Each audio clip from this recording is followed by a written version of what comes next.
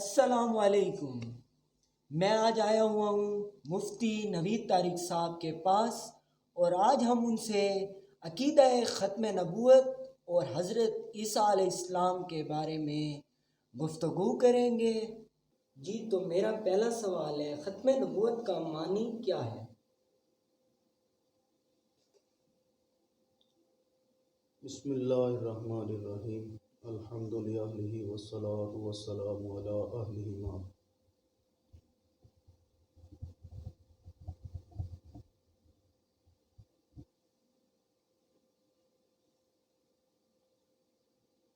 اللہ تعالیٰ جل شانہ نے اپنے نبی پاک صلی اللہ علیہ وسلم کو قرآن مجید میں خاتم النبیین فرمایا۔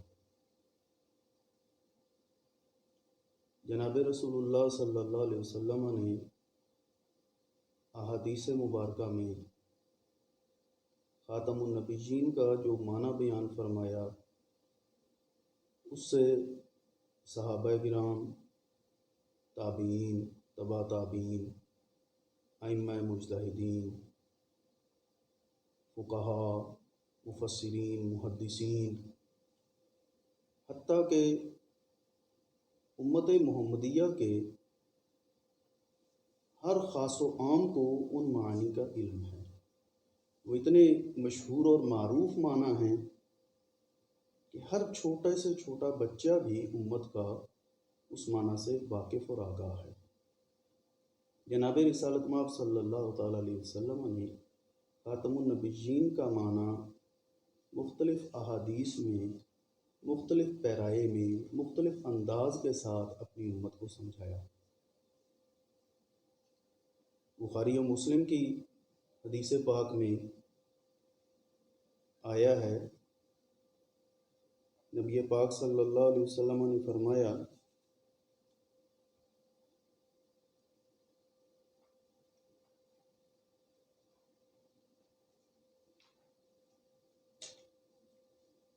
میری اور مجھ سے پہلے نبیوں کی مثال اس محل کی طرح ہے جس کو اچھا بنایا گیا اور اس میں ایک اینٹ کی جگہ چھوڑ دی گئی، جس کے گرد لوگ گھوم پھر کر دیکھتے ہیں اور اس کی اچھی بناوٹ سے خوش ہوتے ہیں، سوائے اس اینٹ کی جگہ کے۔ تو آپ صلی اللہ علیہ وسلم نے فرمایا کہ میں نے آ کر اس اینٹ کی جگہ کو پورا کر دیا۔ میری ذات پر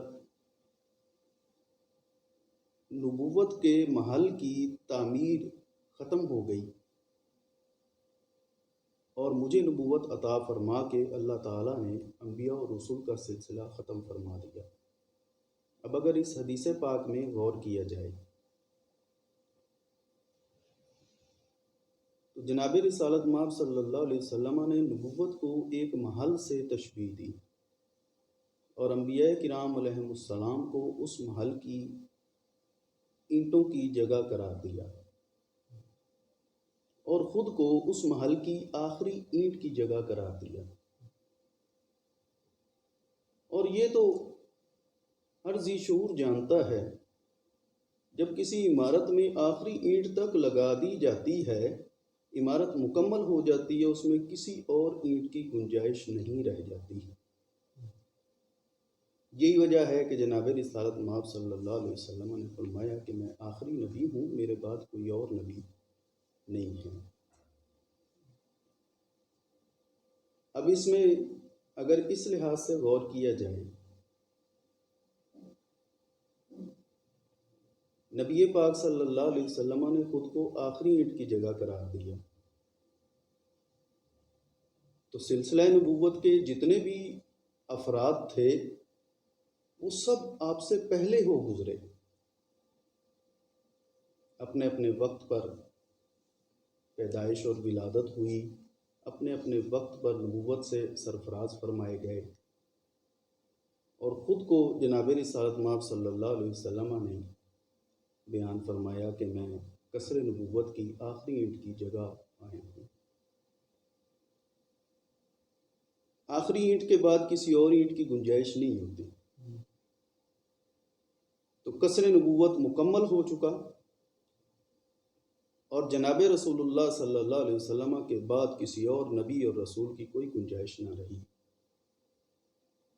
ختم نبوت کا یہی وہ معنی ہے جس پر ساری امت کا اتفاق رہا ہے۔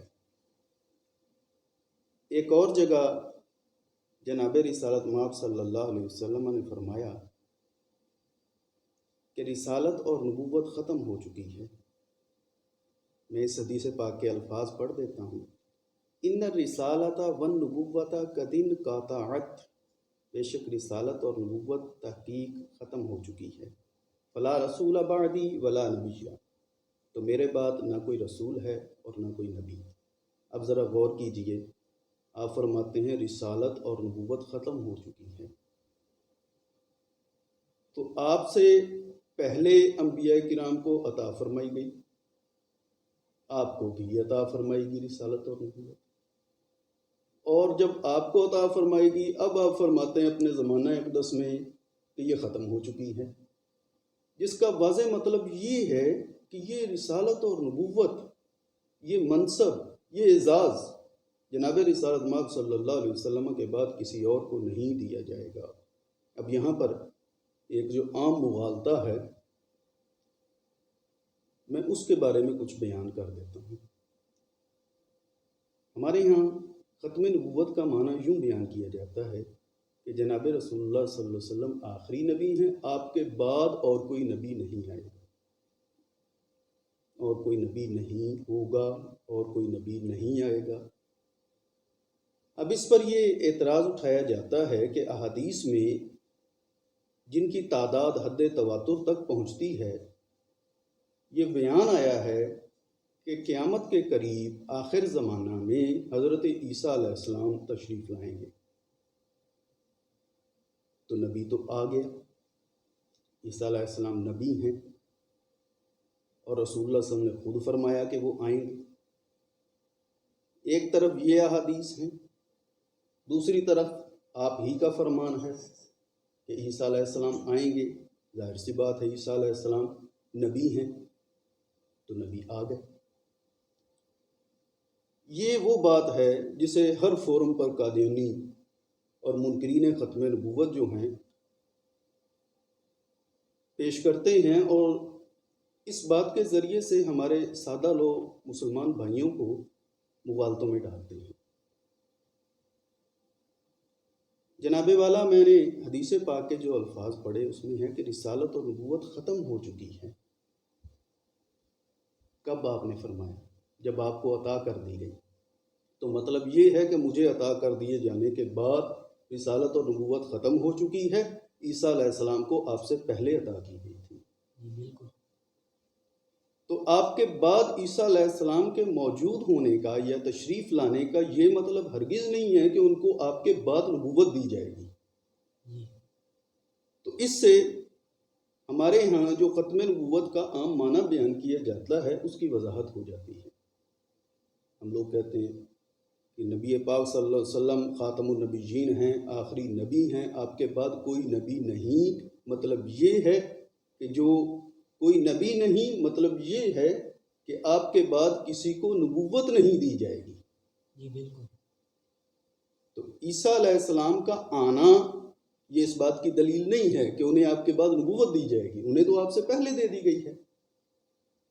تو آپ کے آخری نبی ہونے کا مطلب یہ ہے کہ آپ بعثت کے لحاظ سے آخری نبی ہیں، آپ وجود پانے کے لحاظ سے آخری نبی ہیں۔